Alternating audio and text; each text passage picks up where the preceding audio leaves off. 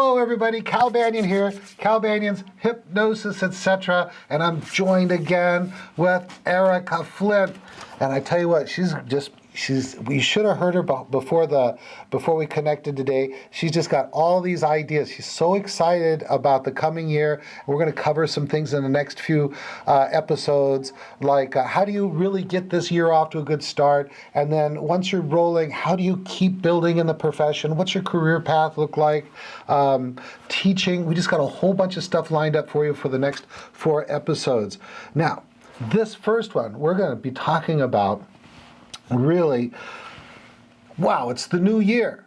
We've been talking about the new year. Now it is the new year. What, few steps could you take right now to maximize this momentum into going into the new year? That's what we're going to be talking about. And sometimes we just go off in inspired directions from there. Let me tell you about Erika Flint. Erika Flint has got a practice in Banyan, Washington. In fact, for a decade, she was in the software industry. She was a professional problem solver. And then she decided she wanted to work on the greatest computer there is, the human mind. She went and got some local training. Didn't really give her everything she wanted to have a truly successful business. She got a hold of my 5-Path 2.0 video certification set, got that, got excited. Then she also went through live training, the Week of Power, and now she's also a trainer, and she's got an upcoming certification course. It's the exact same course I teach, except she's going to be doing it there in Banyan, Washington. If you're up there in that area, give her a call. How you doing, Erika? Hi, Cal. Thank you very much. I'm doing great. Yeah, I'm really excited about the new certification class that starts this weekend, actually. But before we get to our topic today, let me tell everybody about you, Cal. Cal Banyan is the hypnosis celebrity, and not just because of all of these wonderful free hypnosis training education videos. I think we're like at 415 or something like that right now, but because he's won nearly every award in the hypnosis profession. He's also received many he's almost received every award. I already said that, but he's written a book, one of my very favorite books, which is The Secret Language of Feelings. He's also been on television. He's also been on radio talking about books, talking about hypnosis. He's still training. He's still teaching people. He's still doing these podcasts, and he's trained some of the very best in the profession. And I'm very happy, Cal, that I found your 5-Path 2.0 DVD set. It's changed the way that I work with clients. It helped me feel confident seeing clients. And I've taken my business, started almost 2 years ago, but now I'm a trainer, and it's just wonderful. I'm just having the time of my life. I truly enjoy this work, and I'm really happy to be here. Awesome. Hey, as we were talking about before, you were certified, and then you said, I just don't really have what I need to really provide the service I wanted. Then you went through the training, and I'm so grateful you did, because you're brilliant and you're adding so much to this program. You're adding to our hypnospace.com website, the network for professional hypnotists. And you've got, can you tell them just a little bit, a tiny, like a 30-second blurb about your group on our Hypnospace? Yeah, sure. So the group that I manage on our Hypnospace is called Marketing Hypnosis. And what we're doing, the whole point of the Marketing Hypnosis group is to bring in more hypnosis clients to your business. And we're sharing best practices. We're sharing what works. We are querying each other. I mean, it's just a very friendly, professional place for hypnotists to talk about how to bring in new hypnosis clients. And it's not, I suppose it's not just about clients, right? It could be talking about new business in general. There you go. And for you folks, you guys also know Brenda. She's got the Hypnotist Lounge. I have a couple of groups. One is about speedy inductions. We've got the Ask Cal group so that you can send questions and topic ideas to be here on the show. All right, let's get on with it. What you got for me, Erika? All right, so today what I wanted to talk about is the new year, and I've been thinking about, like what I'm doing this year. Everybody, should do some planning, okay? So the topic of today is kind of 2015 planning, yearly goals, trends of the year. One thing that I just wanted to kind of kick this off just to start with is that, not everybody wants to do this type of work. And I was thinking about it earlier today, and I'm like, the way that I actually sit down and make myself do this is I get excited about the end result. I mean, And we are all hypnotists here, right? We know how to do future progression. We know how to take ourselves to the end point and say, okay, so where do I want to be at the end of 2015? What do I want to be sitting there saying, oh, I'm so glad I did this and I grew in this way, and my bank account, and I saw this many clients and all that sort of thing. So if you're having any problems thinking about wanting to set goals for yourself, or you're procrastinating, use your own hypnosis techniques to get yourself in the right state of mind to sit down and do this. It doesn't take long, but here's what I've come up with for myself, and I think that a lot of this stuff is kind of general, so it can be helpful for you as well. The first thing that I have on my list of things to do is kind of more of a trend. Okay, so we all have websites now, or at least you should. There's a couple upcoming trends that you guys should be aware of. I am a very technical person. I was a software engineer for 10 years, so this is something that kind of comes easy to me. I like it, so I will be spending more and more time. I'm kind of on the edge here. You don't have to be on the edge of website trends, okay? Just pay attention to some of the things that we talk about here, and you'll be just fine. So the first thing is mobile. There are more and more mobile people connecting via their mobile device than ever before. As a matter of fact, Google predicts that more people, Google search at least, there will be more traffic coming from the mobile device than ever before. So what does that mean? People are going to find you on their mobile device. Okay, so you need to make sure that your website is what's called responsive. So that's kind of a keyword there. Responsive design means that your website looks good on a mobile device, looks good on a tablet, looks good on a desktop, and looks good on your laptop. So that's the keyword that you're looking for there. You also want to make sure that you're creating really good content. Well, before you get into that next thing, wait, I want to talk about that thing, okay? So we've got, this mobile concept. And can you tell them is yours set up for mobile? Yes, mine is set up for mobile. Okay, so mine is set up for mobile. My website is using a content management system called WordPress. You guys have probably heard of it. WordPress has a bunch of templates that are called responsive design. So as long as you're using a template with responsive design, then you should be fine. But there's two really good things out there that you can check. One of them that I use, and we could probably add it, a link to this, Google Webmaster Tools. There's a site called Mobile Friendly, okay? All you do is you type in your website address into this mobile friendly thing from Google, and it will tell you whether your site is mobile friendly or not. And the other one is called Mobile Usability from Google, same thing. And for those, same thing, you type it in there and it will give you a report basically of how friendly your website is on mobile devices. So what I also want you to check out this website, Cal Banyan, on your phone and on your tablet. Also check out my big main website, which is hypnosiscenter.com. Check it out on your phone. Check it out on your tablet. See how it changes. Get on your PC or your Mac or however, your laptop, and change the size of the window or browser that you're looking at. Usually just make it narrower and narrower, and you can watch it transform and see how the website changes when it's set up properly. And it's the hugest thing right now. I remember talking to a younger person, and I said, email me, and she said, well, can't I just text you? Because in the generation, these 25 and unders, or even 30s and unders, email is like writing a letter. It's very formal, and it's almost passé. Now people are sending just these little chunks of information through texting and that kind of thing. So we've got to change with the times. We can't just say, hey, I've got a PC or I've got my Mac and I'm all set up. Excellent. Continue. Yeah, that's right, Cal. And that's kind of the point I wanted to make, is that you don't have to be a trend setter, right? You don't have to be on the bleeding edge of everything, but you do got to keep up with things or you're going to be left behind. When we're talking about viewing mobile websites or viewing a site on your mobile device, one other trend that you guys might have noticed already is that a lot of websites are creating like these really, really long web pages, okay? Have you noticed that at all, Cal? Oh, sure. Like the web page never ends, it just keeps going. Right, just a one page, like a landing page thing?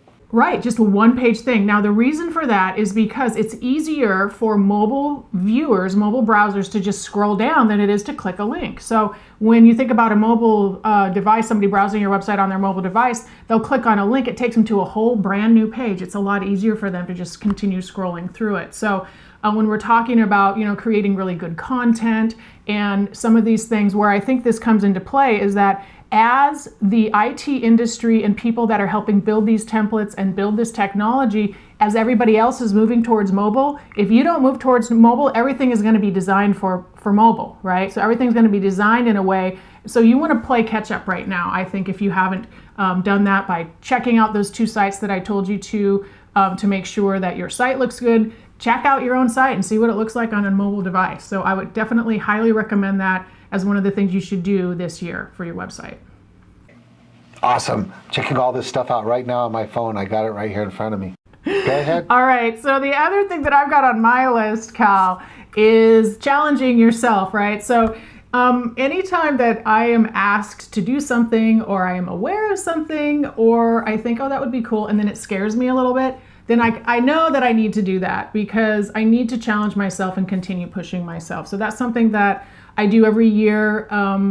I need to make sure that I am continuing to do that. If you stay still, there's a risk of standing still for too long, because things are going to pass you by. And so you got to keep growing, got to keep pushing yourself. What do you think about that, Cal? Absolutely. And as you're bringing up that excellent topic, I've got my Samsung Note 4 here, and I'm checking out to see how our Hypnospace looks. And look at that. Man, it's all set up just right for mobile. You can go and scroll down through the recent messages, and you can see the groups and stuff. So it's just really cool. So yeah, this mobile thing. And challenging yourself. I call it stepping up to that next level. That, if you got to get that adrenaline running and saying, what do I got to do to maybe write? What do I need to do to maybe speak? What do I need to do to maybe become a trainer? And get out of these comfort zones. Get away from the progressive relaxation induction and get into rapid induction, instant induction. All that other stuff is so not last century, man, it's like 19th century stuff. Let's get into doing, this high-tech, very efficient, very effective kind of work. What do you think about that, Erika? Absolutely. I mean, we need to be doing like I said before, you don't need to be on the bleeding edge, right? But you need to have modern hypnosis techniques. You need to be efficient as possible. You need to get rid of things that aren't working in your practice. And you need to, which brings us to the next topic, you need to clean up, right? So I personally am planning on going to my office, and I'm going to clean some things up. If I haven't used something in my office, I do this in my closet, by the way, too. A lot of you guys do. Oh, if I haven't worn this in a year, yeah, it goes to Goodwill. I'm doing this with my closet. Or I'm doing this in my office. If I haven't used something in a year, like something sitting there, I thought, oh, this would be nice to have there. I'm gonna clean it up. I'm gonna lighten everything up. So that's the next thing on my list, clean things up. Same thing that goes with what you're just talking about, Cal. If you're using an old technique and it's not working, or you're using an old technique and there's a better one, you gotta switch. You gotta be doing the more modern stuff, right? Absolutely. As a matter of fact, we were talking about ourhypnospace.com, our networking site. One of the things I did as we moved from the regular version of the site into the 2.0 that we have going for this year is I just went in and cleaned out a bunch of groups that just wasn't getting a lot of usage. So, just goodbye. Let's make room for new ideas, fresh ideas, and greater participation. So there you go. You're absolutely right. That's right, because it tends to clutter things up, right? So even if you're not using it and you're like, oh, well, I don't know if I'm going to need that or not, I'm not saying you have to throw something away. Get it out of your office, clean it up. If you don't need it, then you can make a choice to get rid of it later. But really, lightening the load and cleaning things up feels really good. It'll make you more efficient too. So, which brings me to one of the next things that I'm doing, Cal, streamlining business processes. So there's a lot of business processes and things to do to kind of keep the business running, but you can streamline them. One of the things that I'm doing is I'm kind of going digital. Are you guys making a move in that direction yet, Cal? I'm not sure what you mean. I think of myself as always moving towards digital. Tell me what you mean. Yeah, I guess I should have explained that a little better. I am taking paperwork from my clients and I'm scanning it in. I am doing all of my session notes digitally, so I'm not writing it down on paper. I'm trying to lighten up the amount of paper in my office. Yeah, I really don't feel a need to do that yet. And actually, I'm still a little bit hesitant about having client files and stuff like that might be accessible online. But you're an IT professional and got all that stuff together for security and stuff. So we still use paper files, and maybe next time, maybe next year. Yeah, that's a good point, Cal, because you do need to make sure that if you have digital content on your laptop, on your computer in the office or anything, you need to have an encrypted drive. You do. And if you're storing it in the cloud, you can still encrypt that data. So these are some of the things that for me, kind of easy to take care of, but certainly are something to consider. And the same thing goes when you're having clients contribute or submit documents to you online. You need to be very careful with client confidentiality, privacy information, personally identifiable information, and confidentiality. So definitely take care of those things. We'll see how it goes, right? I mean, this is a process going into something more digital. So I'd say I'm about 50% paperless now. I don't know that it'll be 100, and that's okay, but if I could get rid of 50% of the files or paperwork in my office, I'll be happy. Here's a good question for you. When you go into that level of digitization, backing up is so important. What kind of backup service, or how are you doing that? Well, I do it a couple ways. I do have, this kind of gets technical. I have a rated drive at home, so it has 2 disks. And so if one fails, it will go over to another one. So that's like 99.99%. They call it the 5 nines in the IT industry. 99.99%, nothing will happen unless something burns down or blows up, let's just say. The other thing that I do use for some things, I use the cloud, right? So I use Dropbox. Dropbox does a lot of backing up for me, so I don't have to worry about that. But it really depends on what the content is and whether you want to trust a service, an online service, to take care of that information for you. Okay, how's this for paranoid? Now, all of our training materials are digital. All of our originals from videos like this are digital. I mean, we've got gigabytes of information, and so we have our server, and then we have that backed up to a RAID like you. Then I've got it backed up to the cloud, and then I have it backed up to physical hard drives that I bring into the office, have backed up, and then I take them home with me. How's that sound for paranoid? That's awesome. Now, when you bring them home, if you put them in a fireproof safe, I'd say that's as best you can do. Well, actually, what I do is, I ride my motorcycle most of the time, but once every 10 days or so, I'll drive my truck, and my truck has a case, one of those like Pelican cases with all the drives in it, and it stays in my truck. So even if my house burns down, I'm fine. But if my truck burns down, well, I've still got the server, the RAID, and then the cloud. So I think I'm pretty safe.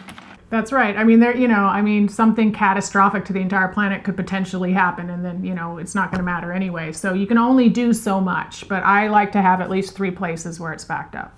Oh, I just thought of something. I've got to get rid of that Pelican case, and I've got to put I don't know, will an EMP ruin a hard drive? Say that again? Do you know I didn't quite understand. Is?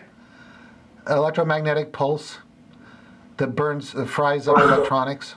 Probably, yeah. Okay, I don't so know what I that. need to do is I don't know need the to answer to that, Cal. You can try it out. My off-site backup system, instead of being in a plastic case, I should put it in a metal case and then have it grounded, which is a Faraday cage, and then I am like totally prepped. I will be the totally prepped hypnotist. Ha! That's right. And it feels good, doesn't it? When you don't have to worry about that stuff anymore, it's backed up.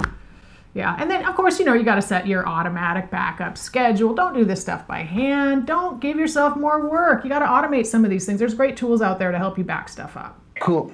Hey, we're running out of time. You got anything else for this topic?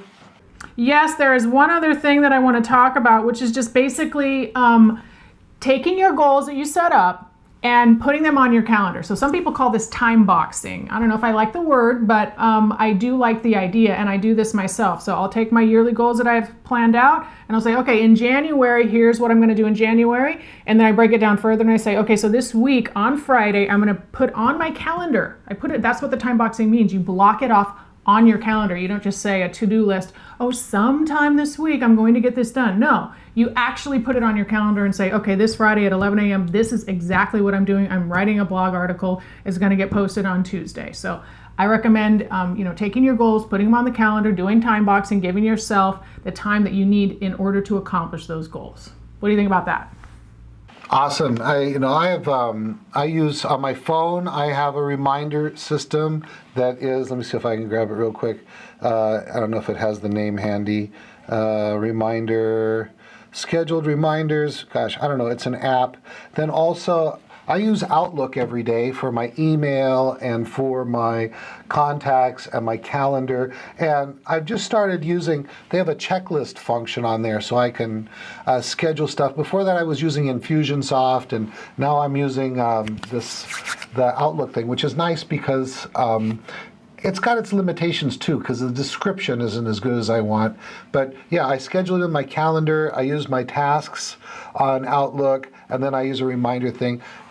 Kind of like, nagging has its function in life so that I could do some self-nagging. The more I self-nag, the less Maureen has to nag me. So I prefer self-nagging to Maureen nagging. That's good. It feels good to cross those things off your list too, and having a digital to-do list that kind of flows over the next day. If you don't get it done this day, it's automatically there the next day. That is very nice, and I have something like that as well. Cool. Hey, so what I want you to do is I want you to wrap it up. I want you to give a little tiny teaser about what we're going to talk about in the next episode.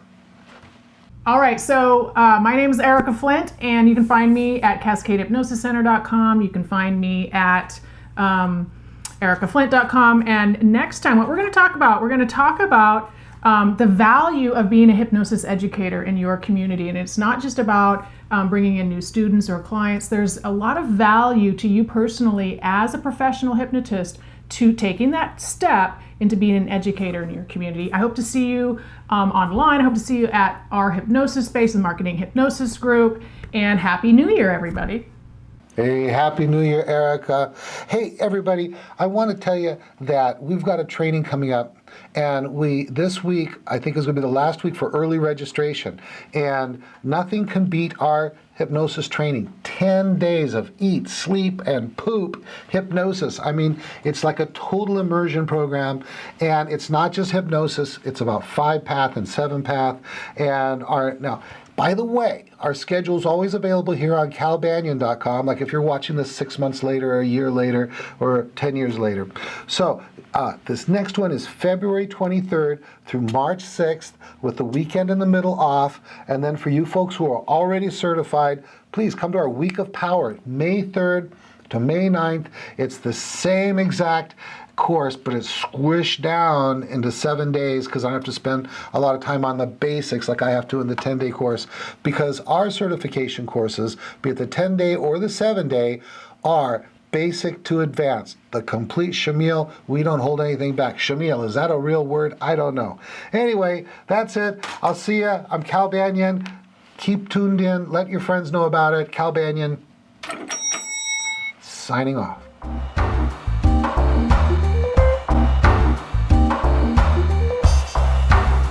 This recording is the property of Cal Banyan and the Banyan Hypnosis Center for Training and Services, Incorporated. All rights reserved, for private use only, may not be duplicated without permission. For contact information, go to www.hypnosiscenter.com.